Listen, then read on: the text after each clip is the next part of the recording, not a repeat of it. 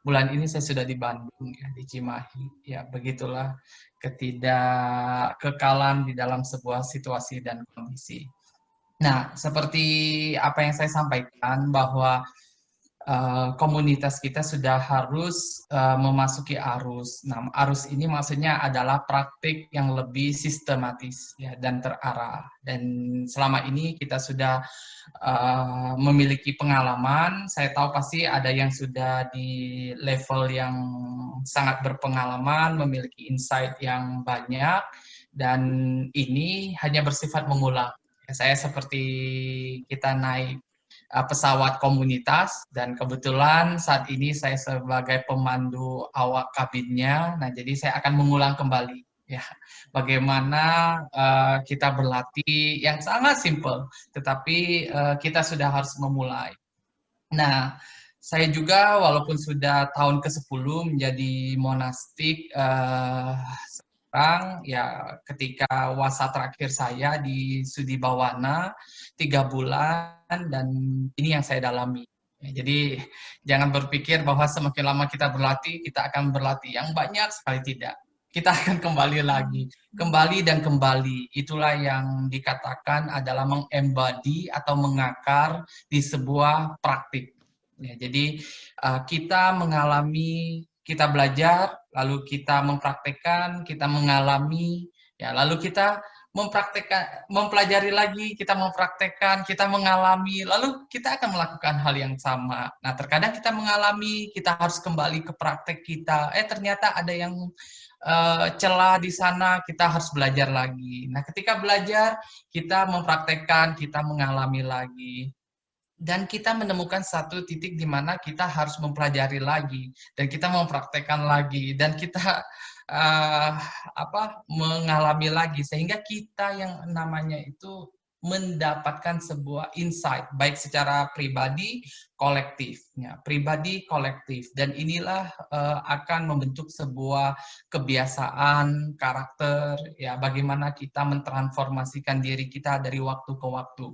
Dan harus ingat ya, kita ini manusia. Nah, jadi kita akan tetap mengalami yang namanya sensasi atau kondisi tidak nyaman, ya, di mana kita memiliki bentuk pikiran yang tidak nyaman, di mana bentuk perasaan yang tidak nyaman. Nah, jujur, 1 minggu ini saya sangat tidak nyaman dengan bentukan perasaan, terutama dan pikiran. Mengapa? Karena setiap hari 3 minggu ini saya menerima setiap pagi 3 sampai 4 orang meninggal karena COVID. Dan orang itu adalah teman dekat saya, lalu orang yang saya kenal, teman kuliah, dan banyak hal kalinya. Dan jadi saya itu seperti roller coaster di mana saya berada di sebuah medan perang, lalu saya melihat banyak sekali berguguran dan berjatuhan, dan ini sangat mempengaruhi keadaan batin saya, dan saya tidak memungkiri bahwa dia mempengaruhi keadaan keseharian saya, dan inilah di mana momen-momen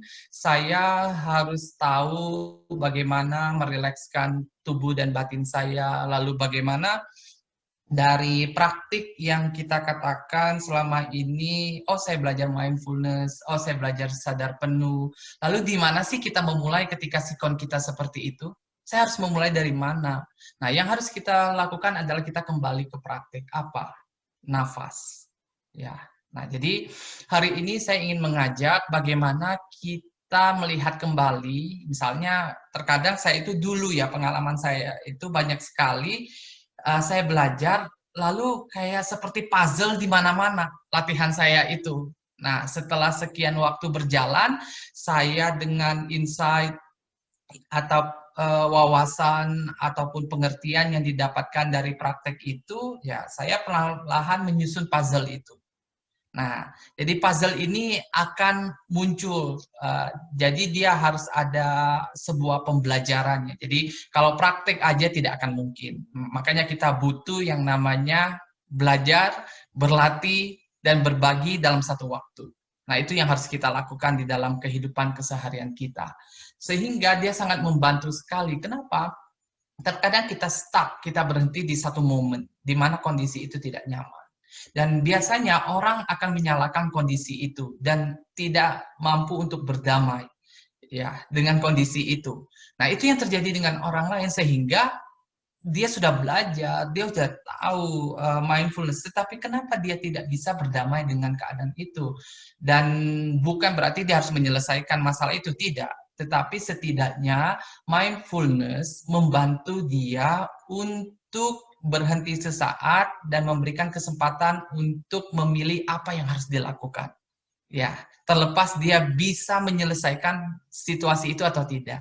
Nah, ini yang harus kita lakukan. Nah, jadi yang akan saya bagikan ini adalah kita mulai dulu dari apa itu yang namanya fondasi praktik mindfulness, lalu 16 latihan pernapasan yang diambil dari sutra atau Sutta Anapanasati, Sutta pernapasan, ya, praktik meditasi dengan objek pernapasan.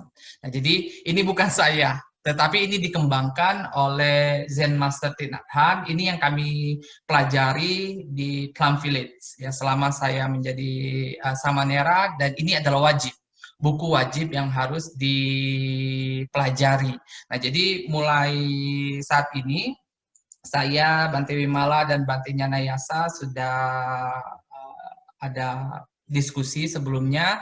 Jadi kita akan mengarahkan kepada teks sekarang karena teman-teman di sini sudah lama sekali ya, dari tahun 2000 ya kalau nggak salah, 2010 ya kalau nggak salah, ya 2010 sampai hari ini udah 10 tahun, sudah waktunya ya kita kembali merefresh kembali dan memasuki alur di mana kita mempraktikkan segala sesuatu yang berhubungan dengan praktik kita yang mendasar berdasarkan akarnya. Ya, jadi jangan takut ya, bagi yang non Buddhis ya saya jamin saya tidak membudiskan ya, karena ini bukan berbicara tentang religius beragama Buddha, tapi saya tidak memungkiri bahwa ini adalah sutta dari agama Buddha, tetapi ini sudah banyak sekali dikembangkan dan di sini kita lebih mengutamakan bagaimana sumber ya, jadi sumber. Jadi kita sudah harus tahu sebagai praktisi, kamu mempraktekkan tetapi dari mana,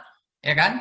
Kamu ditanya kamu belajar dari mana, ya. Jadi kan kamu tahu untuk memberikan wawasan itu kepada diri kita sehingga kita jauh lebih terarah, ya. Nah, jadi saya tadi orat-oret, ya, orat-oret apa slide, ya. Sebenarnya ini belum belum begitu rapi, tetapi ini adalah menggunakan insight dan dari buku, ya tentu dari buku. Jadi teksnya buku dari kompilasi sutra-sutra, ya, Awakening of the Heart kalau bukunya, kalau pernah baca, ya.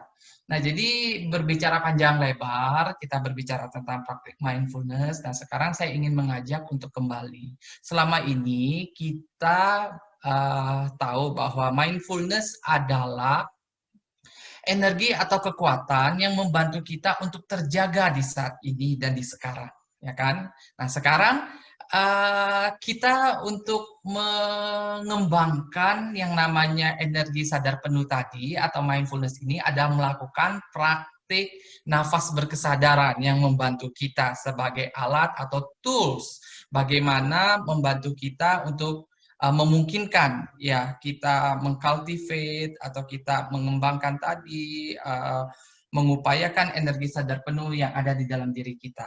Nah, lalu kita kembali sedikit. Nah, kita mengupayakan dengan nafas berkesadaran. Nah, nafas berkesadaran ini adalah dilalui melalui Anapanasati Sutta. Nah, makanya nanti kita akan berhubungan dengan yang namanya praktik bernafas tadi, sehingga kita akan menemukan ada 16 bagian atau langkah dari pernafasan tadi.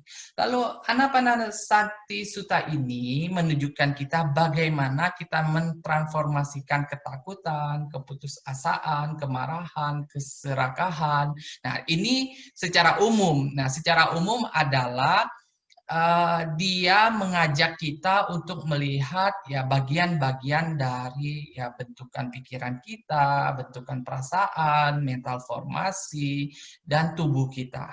Ya. Lalu kita melakukannya dengan sebuah praktek meditasi dengan objek bernafas. Nah, ketika kita bernafas sadar penuh itu, jadi kita itu sedang terjaga. Ya, terjaga tentu karena kita menjadi lebih aware, ya, menjadi lebih sadar, ya, lebih mindful dan lebih perhatian penuh. Nah, jadi kita terjaga. Untuk apa? Untuk memelihara kesadaran secara penuh untuk kita melihat sesama. Ya. Lalu kita bernafas, baik itu nafasnya panjang, mendalam maupun pendek. Lalu kita juga mampu untuk melihat hakikat segala sesuatu, ya, dan tiba di jalur pembebasan. Nah, inilah yang harus kita pahami. Seringkali kita berbicara tentang mindfulness, ya. Banyak orang mengatakan dan mengembangkan mindfulness di luar sana. Nah, ini yang membedakan dengan pendekatan yang lebih buddhistik di agama Buddha. Secara umum mindfulness sama, bahwa bagaimana kita benar-benar mengembangkan yang namanya kesadaran di dalam diri kita. Nah, lalu merilekskan tubuh dan batin kita. Lalu kita menyentuh kebahagiaan dan sukacita. Sehingga kita dapat menjalani kehidupan sehari-hari kita dengan nyaman, terarah, ya kita bebas dari stres dan depresi. Itu secara umum. Nah, tetapi di sini tiba di jalur pembebasan. Di dalam agama Buddha kita mengarah ke sini, ya ke pembebasan sejati ini. Jadi kita tidak berhenti di situ saja, tetapi bagaimana kita melanjutkan kepada pembebasan sejati. Ya, jadi ini ya, jadi secara umum. Jadi mindfulness yang akan kita pelajari di sini adalah mengarah kepada pembebasan, ya juga kepada ini apa bagaimana kita hidup sadar penuh di kehidupan sehari-hari kita. Nah, jadi kita akan belajar lebih mendalam untuk hal ini. Lalu yang menjadi fondasi atau yang harus kita pahami di dalam praktik di sini bahwa kita itu punya kecenderungan, ya kita kecenderungan itu biasa gini, kita merasa tidak nyaman, lalu kita merasa tidak bahagia karena tidak sesuai dengan apa yang kita harapkan, tidak berada di zona nyaman kita, jadi kita tidak nyaman. Lalu kita selalu punya orientasi, kecenderungan untuk keluar dari diri kita dan mencari kebahagiaan.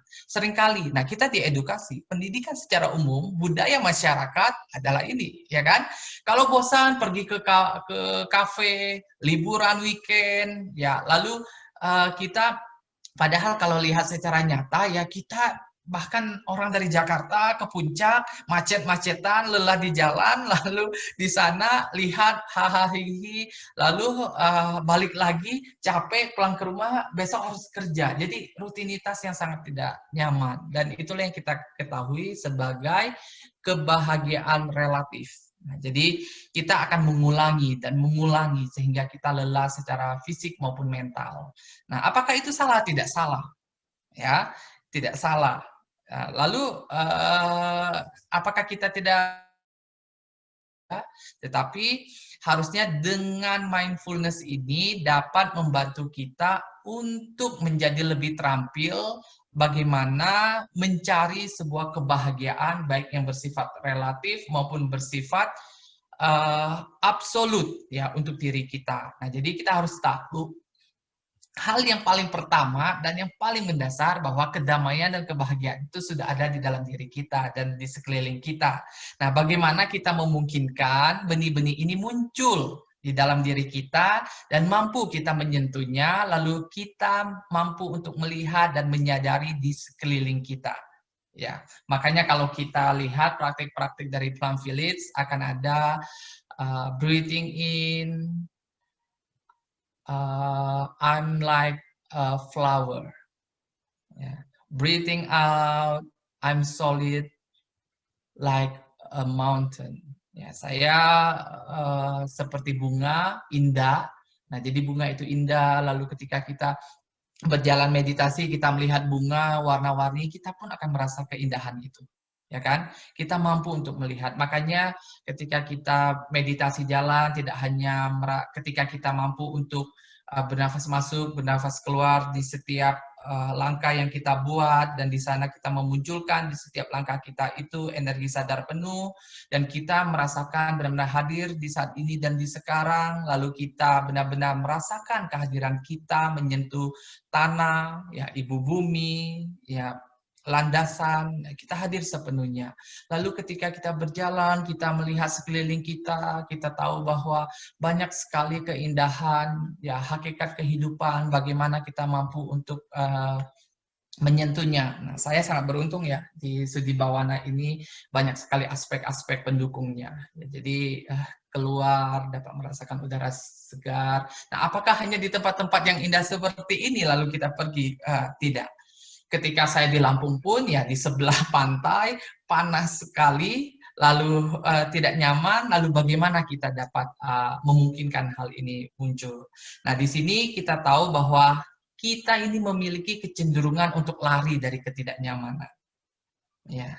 Jadi kita sering lari. Nah, masyarakat modern sekarang memunculkan gaya hidup yang untuk lari dari ketidaknyamanan ini, ditawarkan dalam berbagai gaya hidup, ya.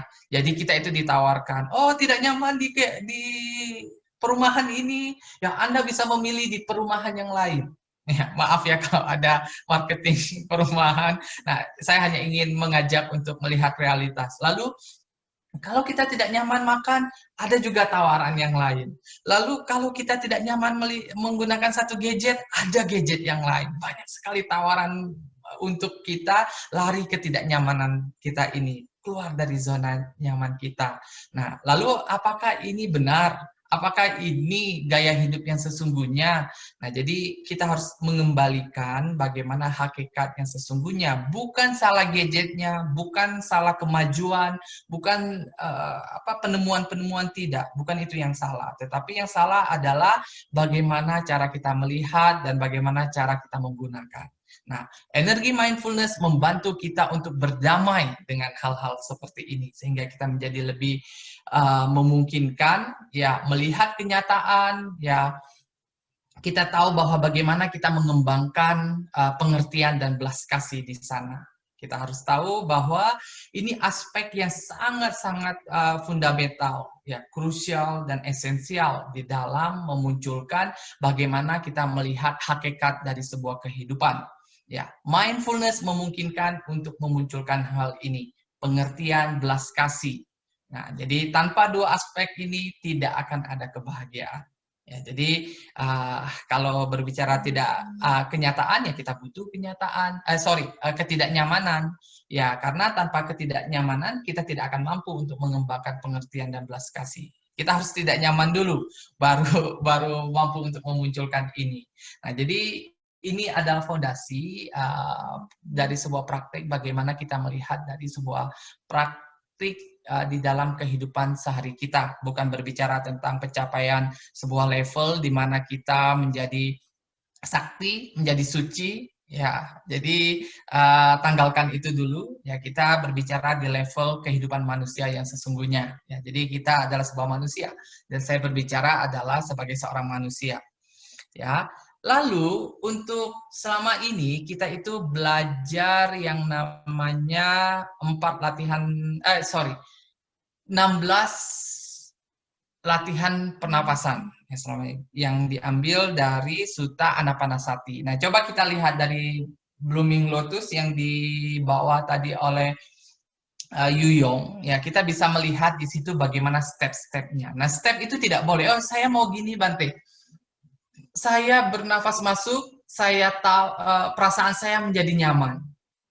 Nah, itu bagi orang yang memang sudah paham dan latihannya sudah solid, boleh dia langsung ke sana. Nah, tetapi kalau bagi kita, lebih baik kita low profile dan kita menjadi ada beginners mind-nya, jadi kita mulai dari awal. Ya, bagaimana step-nya. Nah, dari 16 ini dibagi menjadi 4, 4, 4, 4. Jadi ada 4 bagian. Nah, jadi 4 bagian itu apa aja? Nah, ini ya. Ya. Nah, jadi 16 praktik pernapasan. Nah, jadi yang pertama adalah kalau kita tahu bahwa step-stepnya itu kita akan mengembangkan, yang pertama adalah di bagian tubuh, ya. Yang kedua di bagian perasaan. Yang ketiga adalah mental formasi. Yang keempat ada persepsi. Nah, jadi kalau kita lihat ya, meditasi duduk di pandu itu akan mengarahkan ke 4 hal ini. Ya, tadi bagaimana kita mulai dari 4 awal. Yang 4 awal dimulai dari bagaimana kita benar-benar mengalami, lalu kita mempraktekkan di level pendahuluan. Ya, ini sangat-sangat penting dan dia sangat mendasar sekali. Nah, jadi kita akan mempelajari ya untuk 4 pertemuan ya dari hari ini ke depan, ya kita akan bagi. Jadi karena kita akan menggali ya, setiap bagian ini. Jadi saya senang karena teman-teman sudah selama ini mempelajari tentang meditasi duduk di pandu. Coba ambil waktu kalau punya buku atau punya panduannya, ditelaah. Ya, 4 yang awal itu bagian apa, 4 yang kedua, 4 yang ketiga, 4 yang terakhir, dia bagian apa. Nah, jadi itu akan terlihat sekali. Nah, jadi makanya kita ketika mempraktekkan nafas berkesadaran itu, ya beda seperti kalau kita berbicara nafas berkesadaran sebagai basic practice, ya atau latihan dasar. Nah, tetapi ini sudah kepada bagian bagaimana kita benar-benar mendalami sebuah praktik mindfulness ya melalui ya 6 latihan pernafasan ini. Dan ini adalah latihan formal yang harus kita jalani. Nah, jadi kalau kita duduk bermeditasi, apa yang kita lakukan? Ya ini yang kita lakukan. Ya, jadi selama ini apa yang dilakukan? Nah, jadi kita bisa bertanya, misalnya ada yang, oh saya duduk aja Bante, saya hanya mengamati nafas masuk, nafas keluar, dan saya hanya di situ aja, tidak, enggak salah, itu benar sekali. Nah, tapi yang harus kita lakukan adalah ini yang harus kita lakukan. Ya, tahap-tahapnya sudah harus menuju ke bagian ini. Dan ini bukan menurut saya ya, ini adalah menurut Sutta Anapanasati yang dikembangkan oleh Zen Master Thich Nhat Hanh, dirangkum ya menjadi ini sehingga kita mudah untuk lebih mendalami, dan saya pribadi sangat-sangat merasa terbantu ya. Nah, jadi 4 latihan pendahuluan itu apa saja ini secara umum ya, mungkin di Blooming Lotus jauh lebih bahasanya lebih bagus karena dia sudah diupdate, dan ini adalah dari buku Awakening of the Heart yang saya ambil, ya saya terjemahkan tadi langsung. Ya, jadi langkah pertama itu adalah kita sering melakukan praktik yang awal, 4 awal. Yang pertama itu disebut sebagai latihan pertama pendahuluan. Ya, jadi sebaiknya kalau kita mempraktekkan, kita jangan melewati hal ini. Ya, jangan dilewati. Kita walaupun bagaimanapun kita harus melalui tahap-tahapnya. Nah, jadi yang pertama adalah kalau dari 16 itu kita akan memulai, misalnya kita kan tadi diarahkan kita duduk dengan nyaman posturnya. Nah, jadi di dalam praktek itu kita harus ada awal, proses, dan akhir, ya kan? Kita memulainya bagaimana, lalu kita memprosesnya, lalu kita mengakhiri. Nah, jadi ketika kita sudah menyiapkan secara postur tepat, nah di sini saya anggap semuanya postur sudah paham. Nah, jadi saya mengambil salah satu contoh postur duduk ya, baik di kursi maupun di lantai dengan bantalan meditasi dengan kaki bersila.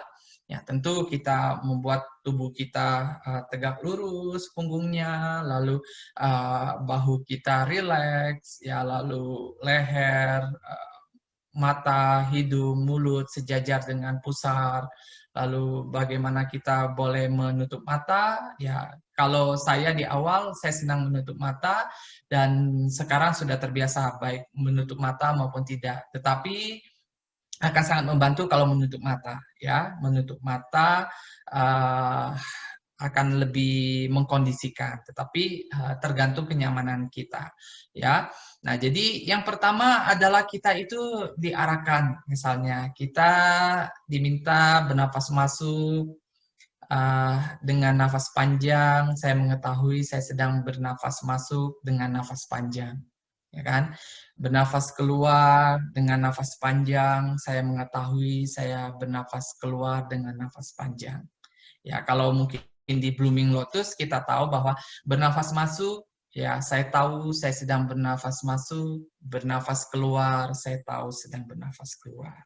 Nah, jadi di yang level latihan pertama ini kita harus tahu bahwa kita akan diajak untuk melihat dulu, ya, bagaimana kita benar-benar bersentuhan dengan nafas kita, lalu bagaimana kita berhadapan dengan tubuh dan batin kita, lalu bagaimana kita mampu untuk memandunggalkan, sehingga kita benar-benar mampu untuk menenangkan tubuh kita dan mendamaikan tubuh kita.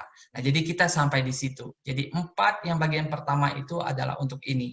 Makanya disebut sebagai praktik latihan pertama pendahuluan. Ya, jadi teman-teman pasti tadi sudah merasakan di awal, tadi saya dengar dan saya mengikuti juga ketika dipandu oleh saudara Yuyung, dan setiap minggu rasanya, nah, jadi secara formal kita melakukan seperti ini. Nah, sekarang kita bedah. Mengapa kita harus melakukan seperti ini? Nah, jadi 16 ini akan kita bongkar, ya, bongkar atau kita kenalah lebih mendalam. Ya, nanti ini adalah sebagai gambaran umumnya. Ya, nah, oke, nah ini dia. Jadi malam ini kita akan mempelajari ini. Ya, jadi yang pertama adalah ketika kita berbicara tentang 4 latihan pertama tadi yang di guide itu berarti kita berhubungan dengan tubuh. Ya. Nah, jadi ini kita tanggalkan dengan 4 fondasi latihan berkesadaran, ya, beda, ya. Ini adalah dasar dari Anapanasati, ya. Nanti kita akan ada yang namanya Satipatthana Sutta. Nah, itu adalah 4 fondasi latihan sadar penuh, ya, di sana. Nah, setelah ini kita akan mengarah ke sana. Setelah 4 hal ini kita ulang, kita dalami, nanti kita akan disambung ke sana.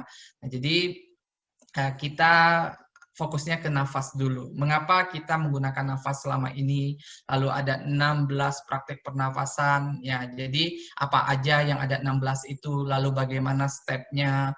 Nah, jadi kita akan berhubungan dengan 4 yang awal. 4 awal ini adalah 4 latihan pendahulu. Nah, ini akan berhubungan dengan tubuh. Ya, kalau bahasa Inggrisnya form. Ya, bukan bentuk juga boleh, tetapi saya lebih suka dengan tubuh karena apa ya, lebih mudah untuk dipahami, ya, tubuh. Karena bentuk ini mungkin bisa nanti interpretasinya berbeda. Nah, jadi saya mengambil kata bentuk tubuh, ya. Nah, yang pertama adalah di tahap pertama ketika bernafas masuk, saya tahu saya sedang bernafas masuk, bernafas keluar, saya tahu saya sedang bernafas keluar. Nah, jadi kita sedang menggunakan nafas berkesadaran kita adalah untuk kembali ke rumah sejati kita. Sering nggak mendengarkan kata di rumah sejati kita? Para sahabat terkasih, saya akan mengundang satu bel berkesadaran dan kita akan kembali ke rumah sejati kita.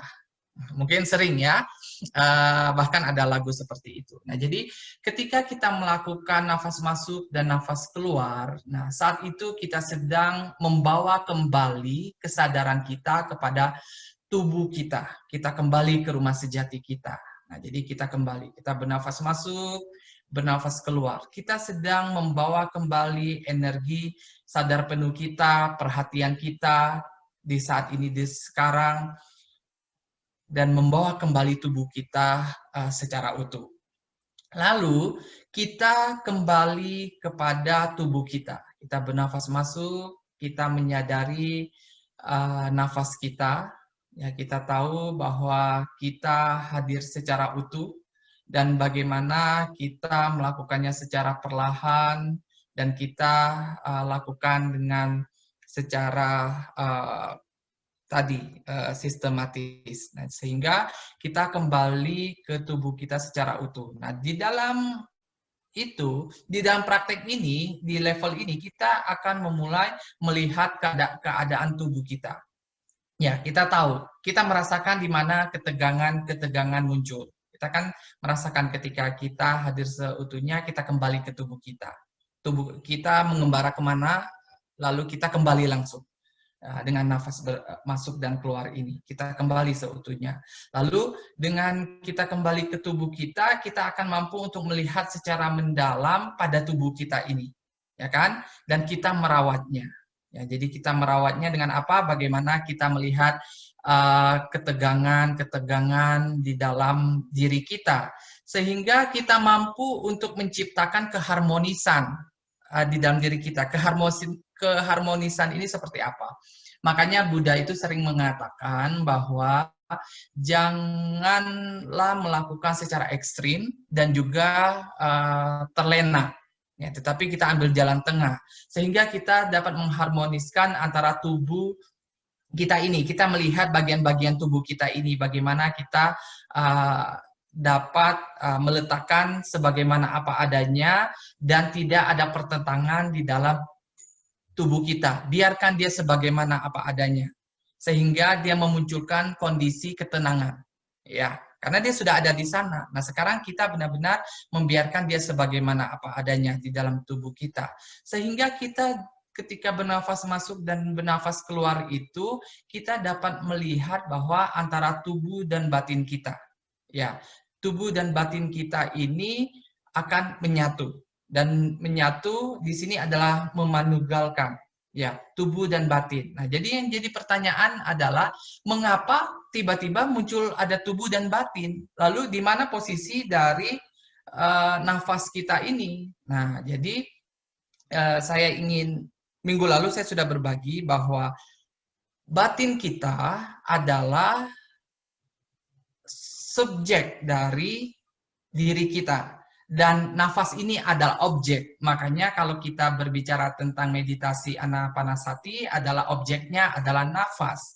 Nah, ketika nafas berkesadaran ini dipraktekkan, nah dia akan membawa kembali kepada tubuh kita. Dan kita mampu untuk melihat ke dalam tubuh kita dan merawatnya sehingga memunculkan kondisi di mana tidak ada pertentangan dan dia sebagaimana apa adanya. Nah, nafas berkesadaran kita ini mengkoneksikan ke batin kita. Batin kita mengkoneksikan kepada nafas kita. Kita bernafas masuk, kita bernafas keluar.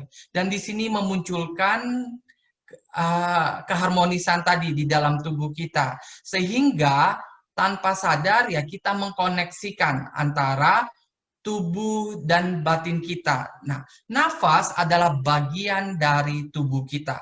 Nah, nafas adalah aspek dari tubuh kita. Nah, ketika kita bernafas masuk, bernafas keluar, nafas kita ini akan menjadi lebih tenang, lebih damai. Nah, makanya ketika kita bernafas panjang, lalu kita keluar nafasnya panjang, mungkin berat, mungkin keluarnya berat juga, perlahan-lahan dia menjadi halus, ringan, dan bahkan ada orang yang merasakan bahwa dia tiba-tiba hilang nafasnya. Padahal saat itu adalah di momen di mana nafasnya menjadi halus dan dia belum memungkinkan untuk menyadari nafasnya di level halus itu. Sehingga dia benar-benar memandunggalkan antara rileksnya tubuh tadi dan batin tadi. Sehingga nafas mengkoneksikan antara tubuh dan batin secara utuh. Nah, di sini kita harus tahu bahwa yang seperti saya katakan tadi, ya ketika ke step yang kedua, ya kita itu kan tadi sudah, yang pertama kita bernafas masuk, saya tahu saya sedang bernafas masuk, bernafas keluar, saya tahu saya sedang bernafas keluar. Bernafas masuk, saya menyadari nafasku semakin panjang, bernafas keluar, saya tahu nafas keluar semakin panjang. Bernafas masuk, saya tahu nafasku menjadi pendek, perlahan, bernafas keluar, saya bernafas pendek dan perlahan. Nah, jadi ketika kita melakukan dua hal ini tadi, jadi nafas kita ini akan menjadi tenang, damai, nah, dan akhirnya merilekskan batin, dan karena nafas ini juga akan menjadi damai, dan dia adalah aspek dari tubuh kita, dan tubuh kita pun akan menjadi damai. Sehingga tubuh dan batin itu menjadi damai. Nah, di sanalah kita dapat melihatkan adanya keselarasan dan keharmonisan di dalam tubuh itu, sehingga dia menjadi manunggal, bukan disatukan, ya, bukan disatukan. Jadi kita dapat merasakan ketika kita bernafas di sana, tubuh kita rileks, batin kita rileks. Nah, ketika kita melangkah, kita merasakan kerileksan tubuh dan batin kita. Nah, jadi di sana kita dapat mengetahui hal ini. Nah, jadi kita tahu cara kerjanya bagaimana, dan bagaimana ini berdampak pada batin kita.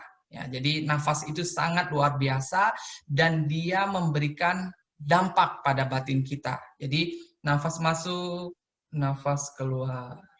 Nafas masuk, nafas keluar. Nah, inilah yang sering dikatakan oleh Thai, ya. Thai kalau berbicara bahwa kita itu seperti jus apel yang keruh. Nah, ketika kita bernafas masuk, bernafas keluar, kita akan mengendapkan ampas-ampas kita tadi. Nah, di sana kita dapat melihat ampas itu mengendap, tetapi ada di sana. Nah, jadi kita di sana mampu untuk melihatnya, dan kita dapat melihat ketenangan dari air jus itu sendiri. Nah, jadi di sini ya kita harus memahami ya bagaimana kita bersahabat dengan nafas tadi. Makanya kenapa ketika kita bernafas, kita jangan mengontrol, biarkan dia bernafas sebagaimana apa adanya, seperti orang tidur, ya pokoknya dia sangat natural, jangan dibuat-buat. Jangan berpikir, oh bagaimana ya nafas itu tenang, bagaimana ya nafasnya seperti apa, biarkan sebagai apa adanya. Makanya kita sering diajak untuk duduk hanya untuk duduk, ya nothing to do, nowhere to go. Nah, jadi ini yang kita lakukan. Nah, setelah kita dapat menyeimbangkan atau memanunggalkan tubuh dan batin kita, dan kita mampu untuk berkesadaran akan tubuh dan berkesadaran akan batin kita, sehingga kita mampu untuk memanunggalkan batin dan tubuh kita. Nah, juga kita akan sangat mampu untuk melihat aspek-aspek yang ada di dalam tubuh kita. Nah, jadi kita tahu di bagian mana terjadi yang namanya adanya ketegangan-ketegangan. Bernafas masuk, saya menyadari seluruh tubuhku. Bernafas keluar, saya menyadari seluruh tubuh. Nah, jadi kita tahu bagian mana. Bernafas masuk, bagian kepala menjadi rileks, bernafas keluar, bagian kepala ikut menjadi rileks. Nah, jadi kita tahu, nah karena sudah dikondisikan ini, akhirnya kita tahu di bagian-bagian tubuh kita. Nah, makanya kalau orang belajar mindfulness itu, dia dapat mengendurkan atau mengurangi stres dan depresi. Rasa cemas dan takut adalah dengan di 4 hal ini. Ya, jadi bagaimana dia menenangkan tubuhnya, bagaimana dia menenangkan. Nah, jadi kita harus mengalami tubuh. Mengalami tubuh ini adalah experiencing the body. Ya, jadi kita merasakan bagaimana tubuh kita. Jadi kita merasakan, kita benar-benar mengalami. Nah, jadi di sini yang harus tahu bahwa tubuh ini bukan tubuh kita secara nyata. Sebenarnya nafas kita adalah tubuh kita. Nah, jadi akhirnya karena nafas ini adalah bagian dari aspek tubuh, maka dia akan terkoneksi dengan tubuh kita. Dia akan merilekskan bagian-bagian tubuh kita. Dan dia akan membantu kita untuk melihat secara lebih mendalam di seluruh aspek tubuh kita. Dan tubuh kita menjadi berkesadaran. Karena kita menyadari nafas kita, dan kita menyadari tubuh kita. Nah, mengalami tubuh ini adalah kita mengetahui bahwa dari proses nafas berkesadaran ini, kita akan benar-benar merasakan dan menyadari di setiap aspek tubuh kita, ya, sehingga kita mampu untuk memanunggalkan. Nah, jadi nafas berkesadaran adalah aspek dari tubuh kita. Nah, yang bagian terakhir adalah bagaimana kita mampu untuk membawa tubuh kita menjadi tenang.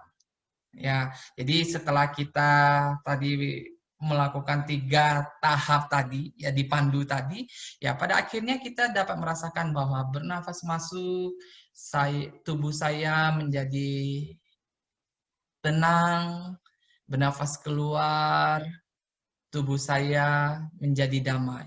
Atau bernafas masuk, tubuh menjadi tenang, bernafas keluar, saya merawat tubuh saya. Nah, jadi di dalam hal ini kita bisa melihat bahwa bagaimana fungsi-fungsi tubuh kita semuanya ini menjadi lebih tenang, ya, menjadi lebih damai.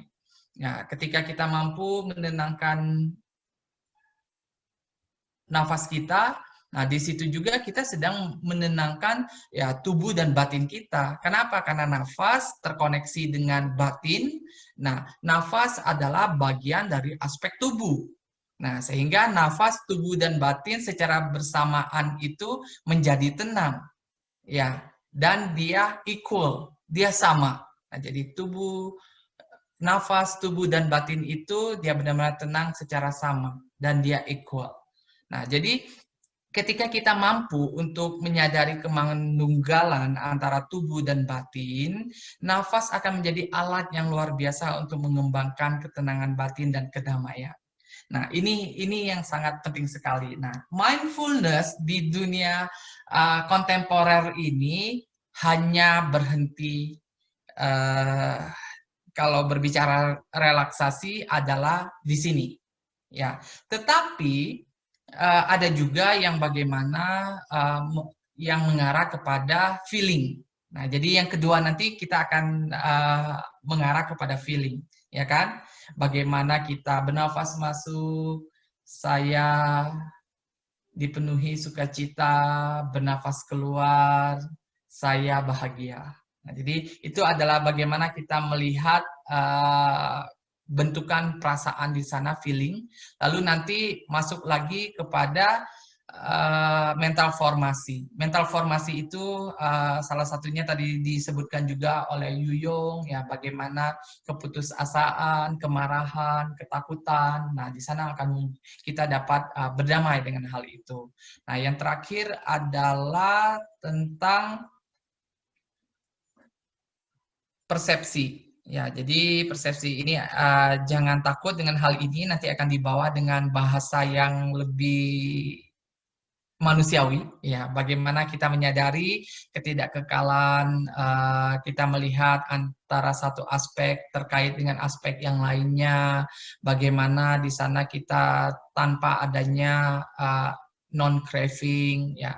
Tadi saya sempat bertanya ya, tanha itu apa sih?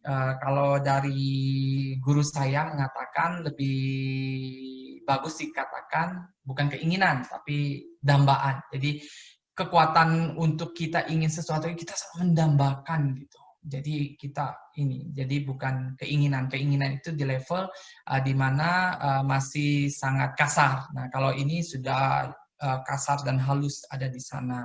Lalu bagaimana kita mengkontemplasikan tentang nirwana dan bagaimana kita melepas tentang letting go. Nah, jadi teman-teman semuanya, ya secara garis besar saya ingin mengajak hal ini untuk melihat kenapa, biar ketika kita mempraktekkan di keseharian kita, kita akan tahu bahwa ada 4 bagian awal dari latihan conscious breathing atau nafas berkesadaran ini adalah secara teknik, ya, nafas masuk dan nafas keluar. Lalu yang kedua adalah bagaimana kita melihat dari nafas itu sendiri. Nah, ini nafas adalah bagian tubuh dari mana keadaan nafas kita sendiri. Nah, di sana kita sedang mengembangkan ya praktik nafas berkesadaran itu sendiri. Sehingga kita dapat mengalami pengalaman atau insight di dalam tubuh kita. Baik tubuh yang menyangkut dari nafas berkesadaran kita, ataupun tubuh fisik kita. Nah, jadi ini yang benar-benar membantu kita. Yang terakhir adalah bagaimana kita dapat merasakan ketenangan dari tubuh kita itu sendiri.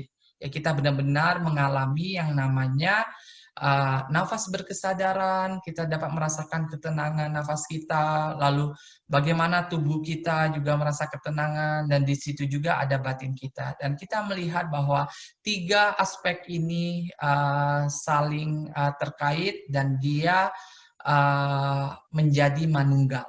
Nah, ingat manunggal ini bukan disatukan menjadi satu, tiba-tiba tidak, tetapi bagaimana dia benar-benar ada ya satu dengan yang lainnya, tetapi dia terhubung. Ya, dia ada di sana, ya, secara fungsinya, dan bagaimana saling mendukung, bagaimana saling menguatkan, dan bagaimana terkoneksi dengan yang lainnya. Nah, jadi kita menyadari betapa luar biasanya bahwa latihan nafas berkesadaran ini adalah alat untuk memungkinkan energi sadar penuh hadir di dalam diri kita, sehingga kita mampu untuk menyentuh aspek-aspek di dalam diri kita maupun di luar diri kita, baik yang dominan maupun yang tidak dominan, baik yang kasar maupun tidak yang kasar, baik batin maupun fisik kita. Nah, jadi energi sadar penuh memungkinkan untuk melakukan hal-hal seperti ini. Nah, jadi kita benar-benar akhirnya tahu ya, saya harus ngapain dulu sih kalau saya di dalam situasi tidak nyaman. Apakah saya hanya nafas masuk, nafas keluar saja, lalu di dalam itu saya harus bagaimana? Nah, jadi ini kita butuh waktu, ya. Tapi yang ini adalah penjelasannya, ya. Tetapi di sini ini yang harus kita tahu kata kuncinya. Nah, jadi bagaimana kita membawa praktik dasar ini, yaitu nafas berkesadaran di dalam praktik kita, ya, kita memasuki praktik formal kita, misalnya kita duduk dengan nafas berkesadaran, itu dimulai bagaimana kita menyadari nafas masuk dan nafas keluar. Lalu kita melihat bagaimana keadaan nafas kita, ketika kita bernafas masuk, kita menyadari nafas itu panjang, berat, pendek, ringan, lalu kita bernafas keluar sama halnya. Nah, kita melakukan dalam waktu tertentu sehingga kita menenangkan nafas ini, dan nafas ini berdampak pada batin kita, dan batin kita pun menjadi tenang. Dan kita harus tahu bahwa sifat hakikat dan alami nafas ini adalah bagian dari tubuh kita. Nah, ketika nafas ini menjadi tenang, tanpa sadar tubuh kita pun akan menjadi sadar. Menjadi sadar dan menjadi tenang. Nah, ketika tubuh batin tenang, nafas berkesadaran menjadi tenang, tubuh pun akan secara otomatis ikut menjadi tenang. Nah, disinilah proses itu kita akan mampu untuk mengalami yang namanya nafas berkesadaran sebagai tubuh itu sendiri, dan bagaimana kita dapat melihat lebih mendalam aspek-aspek tubuh kita, sehingga kita mampu memunculkan ketenangan, kedamaian yang ada di dalam diri kita. Nah, sehingga ketika di 4 latihan pertama pendahuluan ini sudah kita lakukan, kita akan melaju kepada tahap selanjutnya, yaitu 4 kedua, itu adalah bagian dari pengembangan perasaan kita ini, ya, bentuk-bentukan perasaan. Nah, bagaimana kita tahu ada rasa tidak nyaman, ya, bagaimana kita memunculkan sukacita, kita menyentuh kebahagiaan tadi, dari ketenangan tadi, karena ketenangan itu akan mengarahkan pada sukacita, akan merasakan bagaimana kebahagiaan, lalu bagaimana akan memunculkan aspek-aspek yang lainnya. Nah, jadi dari ketenangan, kebahagiaan, sukacita ini mengarahkan bagaimana kita menyadari ya keputusasaan, ketakutan, ya ini menjadi aspek-aspek yang memiliki pengertian dan belas kasih tadi, sehingga kita memiliki insight di sana, dan ini akan membantu kita untuk mentransformasikannya. Lalu setelah itu kita akan memunculkan bagaimana persepsi di dalam diri kita. Ya, persepsi kita terhadap nanti kita karena sudah memiliki sebuah pengalaman. Nah, persepsi ini akan bermuncul di sana. Makanya di dalam understanding our mind itu kita akan tahu bagaimana cara kerja indera kita, lalu bagaimana sesuatu hal yang sudah terjadi, yang tersimpan di dalam gudang kesadaran kita, dan di situ dia akan bermanifestasi ketika dia muncul atau bersentuhan. Nah, jadi bagaimana kita mengenali diri kita. Nah, jadi ini sangat luar biasa ya, dan sangat membantu sekali bagaimana kita menjalani keseharian hidup kita. Dan saya mengutip satu hal bahwa di dalam kehidupan kita, di keseharian kita, tidak mungkin kita terhindar yang namanya suffering. Suffering ini bukan penderitaan. Ya, saya lebih suka mentranslate-nya menjadi ketidaknyamanan. Ya, kalau penderitaan itu seperti kita pesimis ya, dan ini membuat sikap dan mentalitas kita itu menjadi orang yang mengatakan bahwa agama Buddha belajar penderitaan dan hidup ini ada penderitaan. Salah. Hidup itu adalah penuh kebahagiaan, sukacita. Apalagi ketika kita mampu untuk mengenali aspek-aspek seperti ini. Nah, jadi ketika kita menenangkan tubuh dan batin kita, maka kita akan mampu untuk melihat lebih mendalam, lalu bagaimana kita mampu untuk menuju ke jalur pembebasan. Ya, jadi ini sangat-sangat sistematis dan luar biasa. Ya, saya sendiri saya sangat menikmati ketika saya duduk. Biasanya saya sekarang mengambil satu praktik ya. Kalau di Sudibawana, karena saat ini saya tidak mengatakan saya orang sibuk, tetapi saya sedang menerima tanggung jawab yang sangat luar biasa banyaknya dan berhubungan dengan institusi. Nah, jadi saya tahu bahwa bukan berbicara tentang banyaknya tanggung jawab, tetapi bagaimana saya berhadapan dengan tanggung jawab, lalu bagaimana saya meresponnya. Nah, jadi saya harus ada praktik pribadi. Nah, sekarang saya sedang membawa praktik empat hal ini ya di dalam praktik saya berkebun kecil-kecilan. Ya, jadi saya di Sudibawana ini saya ada pot kecil, lalu ada bunga, ya lalu bagaimana saya merawatnya, dan ini sangat butuh sekali keterampilan. Kenapa? Musim dingin saat ini di Sudibawana, dan ini adalah jenis bunganya adalah bonsai, dan dia ada kayak umbi gitu, dan dia bisa busuk. Dan saya bagaimana harus cara menyiramnya dengan hati-hati, memberi takarannya, lalu merawatnya. Bahkan kalau berbicara adalah kita mampu untuk berkomunikasi secara mendalam terhadap aspek-aspek yang ada di sekeliling kita. Nah, ketika kita menyadari, kita muncul keceriaan, ketenangan tadi, lalu bagaimana kita memperlakukan segala sesuatu yang ada di sekitar kita, dan itu akan kita rasakan keindahannya. Bagaimana kita memungkinkan untuk melihat yang ada di sekeliling kita. Dan ini membantu sekali saya untuk merilekskan tubuh dan batin. Nah, jadi itu ada praktik yang ditambah ya, makanya kalau kami di praktik di monasteri biasanya ada yang namanya praktik formal dan informal. Nah, jadi yang saya bagikan mengenai Anapanasati Sutta ini tentang 16 latihan pernapasan ini adalah formal.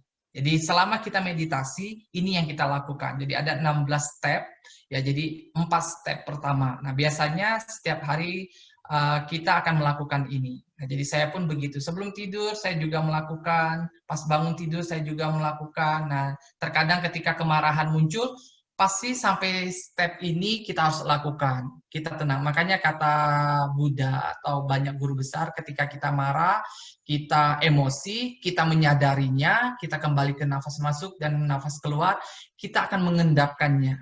Nah, setidaknya kemarahan itu berkurang. Ya, kenapa? Karena kita sudah melakukan 4 tahap ini. Nah, setelah itu kita akan muncul kepada perasaan kita. Kita keempat latihan berikutnya. Bagaimana menyadari